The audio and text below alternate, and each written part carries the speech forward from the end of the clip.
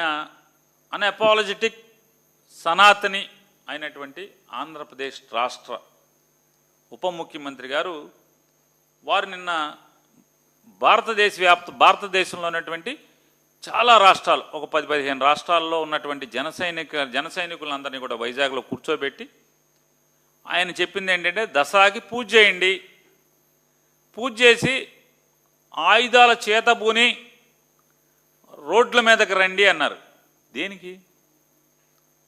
దేనికన్నా ఆయుధాలు చేతబూని రోడ్ల మీదకి వచ్చి ఏం చేయాలి? పోనీ ఇదేదో ఆయుధాలు చేతబూని యూరియా ఇప్పించండి అని చెప్పాలి కదా. ఎవరైతే బ్లాక్ మార్కెట్లో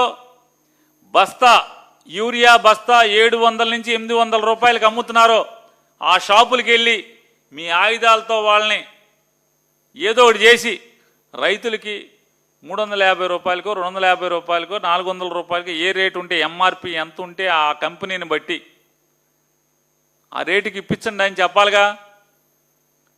ప్రభుత్వం మీదే కదండి. మరి ఎవరిని చంపమని చెప్తున్నారు? వైసీపీ వాళ్ళని చంపమని ఆయుధాలు తీసుకొచ్చి రాష్ట్రంలోని రైతాంగం అంతా కూడా ఆఖరికి పిఠాపురంలో కూడా యూరియా కోసం అల్లాడుతున్నారు. నత్రజని లేక విలవిలాడుతున్నారు తెలుగుదేశం వాళ్ళు. మీరు మీ కార్యకర్తలని దసరాకి ఆయుధాలు పట్టుకుని పూజ చేసి ఆయుధాలు పట్టుకుని రోడ్డెక్కి ఆ యూరియా బ్లాకులో అమ్ముకుంటున్నటువంటి తెలుగుదేశం వాళ్ళం, లేకపోతే వేరుశనక్కాయ విత్తనాలు దోచుకుంటే బ్లాక్లో బయట మార్కెట్లో అమ్ముకుంటున్న వాళ్ళం ఏదో ఒకటి చేయమని చెప్పాలి కదా. మీకు మోడీ గారు బాగా క్లోజ్ అని చెప్తున్నారు మీరు, అమిత్ భాయ్ బాగా క్లోజ్ అని చెప్తున్నారు మీరు. మోడీ భాయ్ క్లోజు, అమిత్ భాయ్ క్లోజు, ఫోన్ చేసి మాట్లాడగలిగేంత చనువు ఉంది మీకు.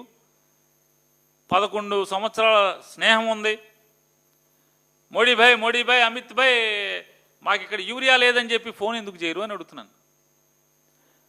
మా ప్రభుత్వం అల్లాడుతుంది, మా ప్రభుత్వం తేలేకపోతుంది, మా ప్రభుత్వం బ్లాక్ మార్కెటీర్ని కంట్రోల్ చేయలేకపోతుంది, మా ప్రభుత్వం తెలుగుదేశం కార్యకర్తలు ప్రాథమిక వ్యవసాయ సహకార సంఘాలకు వచ్చినటువంటి యూరియా కట్టల్ని నత్రజని కట్టల్ని అమ్ముకుంటున్నారు బ్లాక్లో, వాళ్ళని కంట్రోల్ చేయలేకపోతున్నాం. సరిపడా యూరియా నత్రజని మాకు పంపించు అమిత్ భాయ్ మోడీ భాయ్ అని ఎందుకు ఫోన్ చేయరు అని అడుగుతున్నాను. చెయ్యండి పవన్ కళ్యాణ్ గారు.